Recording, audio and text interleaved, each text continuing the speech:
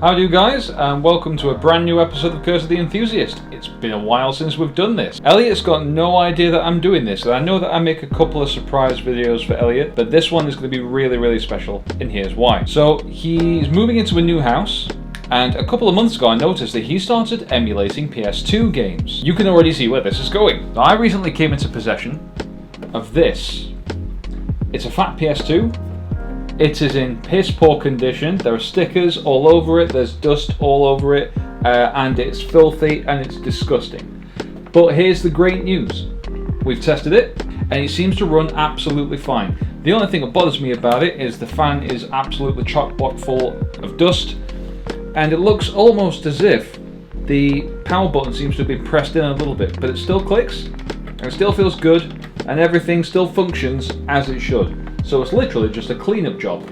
Now, luckily, it also came with all the accessories that it needs to, also in just as bad condition. So we've got these, a DualShock 1 and a DualShock 2, absolutely caked in mud and dust.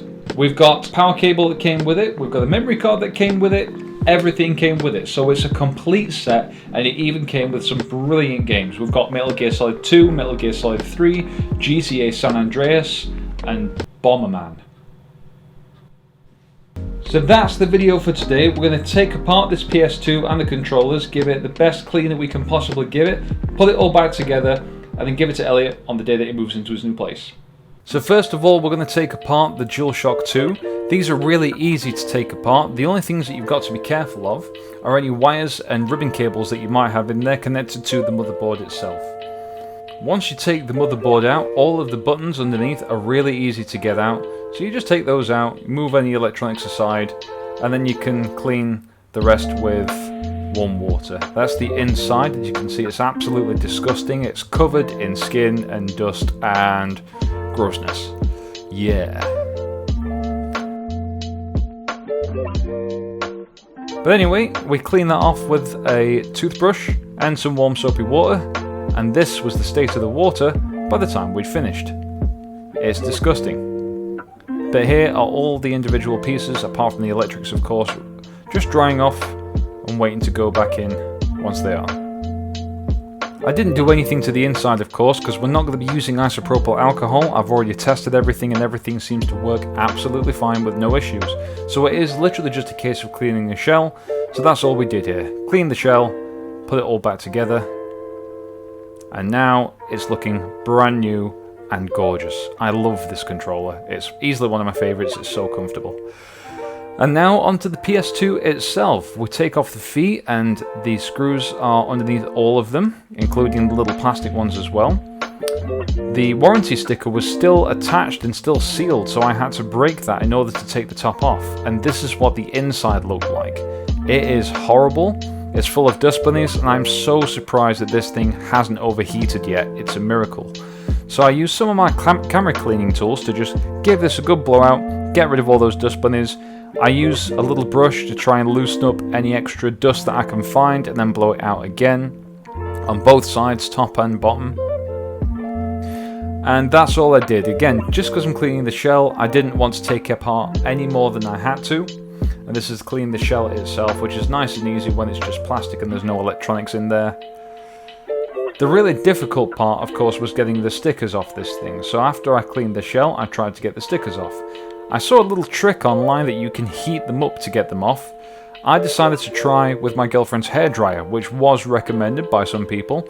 Unfortunately, this method didn't work for me, so I had to spend a couple of hours over the sink scrubbing them off without scratching the actual shell. Once I did that, put everything back in place. It's just a couple of screws and one ribbon cable that attaches the control ports to the motherboard. And after that, all you've got to do is stick the screws back in, put the feet on, and they presto. You've got yourself a nice clean PS2.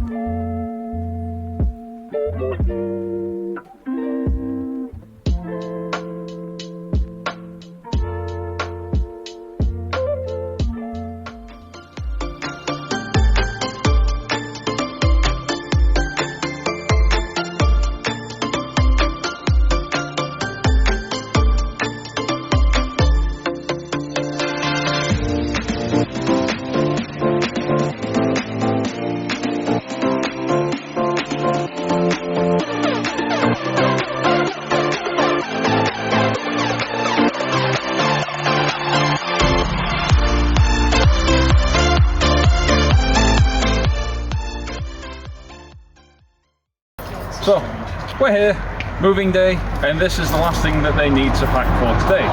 So, this is for you guys. This was a project that I've had for a long time, and I've kept it under wraps until it was finished. So, it's literally under wraps as well. It is. We need to open it. Okay. So, take a look at that one first if you want. Okay. So he knows what it is, he's got an idea. So in here, there are quite a few PlayStation 2 games. I told you not to do this. We've got quite a few. It was free. Oh my Show it for the god. camera.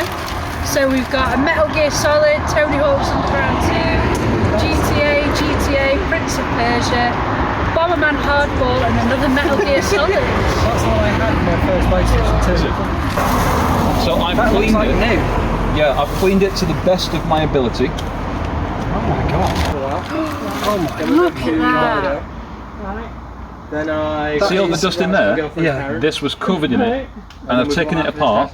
That had never been broken before. So I've had to break the seal to take this apart Even and neat clean it there as inside well. out. Do you know you can get a HDMI extension as well, which goes into the expansion slot? It's yours, you can do what you want with it. Oh wow. Thank you very much. This is of course for the pair of you, so... Can I start crying now? I can't. Thanks, Nadia. And you get. I'm just gonna bear hug you. Group hugs.